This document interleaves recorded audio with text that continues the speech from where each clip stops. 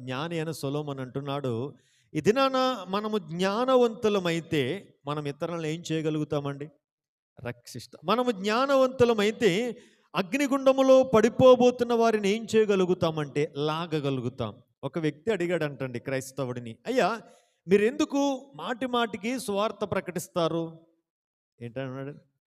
మీరు ఎందుకు మరల మరలా ఇదే మాట యేసయ్య నమ్ముకోండి, యేసయ్య నమ్ముకోండి, పాపాన్ని విడిచిపెట్టండి, పాపాన్ని విడిచిపెట్టండి అని అదే మాట పదే పదే ఎందుకు చెప్తారయ్యా మీరు? విసుగు రాదా మీకు అని అడిగాడంటండి.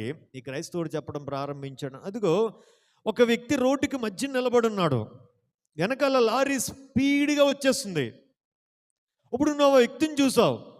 ఇప్పుడు ఆ వ్యక్తిని చూచిన తర్వాత ఆ లారీ ఆ వ్యక్తిని గుద్దకుండా ఉండాలంటే ఆ వ్యక్తిని నువ్వేం చేయాలి? ఒరే నువ్వు రోడ్డు మీద నుంచి తప్పుకో, నువ్వు దారి మధ్యగా ఉన్నావు, నువ్వు అలా నుంచుంటే లారీ నేనేం చేస్తుంది? గుద్దేస్తుంది. గుద్దటం వల్ల నువ్వేమవుతావు? నీ సమయం రాకుండా నువ్వు చచ్చిపోతావు. ఒకవేళ నేను ఆ వ్యక్తిని అలా హెచ్చరించలేదు అనుకోండి, ఆ వ్యక్తి ఏమవుతాడు? చచ్చిపోతాడు. ఇప్పుడు నిజంగా ఇప్పుడు ఈ వ్యక్తి పాపములో ఉన్నాడు. పాపం ఏం చేస్తుంది? పాపం ఏం చేస్తుందండి? కబలించి వేస్తుంది. ఇందాక రాసాం కదా, పక్షి చూచుచుండగా దేవుడు చూచుచుండగా పాపం చేస్తే మనం దేవుడు చూడ్డాన్ని చూస్తాడా? పిల్లి అనుకుంటుందంటండి, పాలు తాగుతూ అనుకుంటుందంట, నన్ను ఎవడో కూడా ఏమనుకుంటుందండి? అలా అనుకోకపోతే పిల్లి పాలు తాగలేదు కదండి.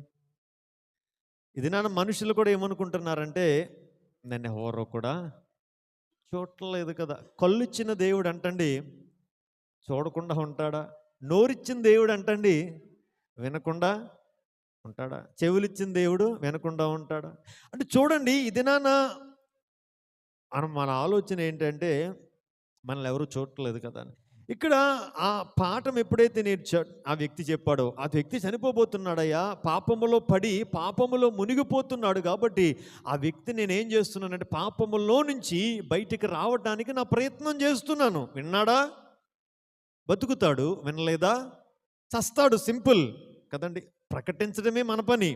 ఆ వ్యక్తి రక్షించబడ్డాడా, రక్షించబడలేదా అది దేవుడు చూచుకుంటాడు కదండి. బైబిల్ రాయబడుతున్న మాట, ఒక్కడిని నేను ఆకర్షించితేనే కానీ వాడు నా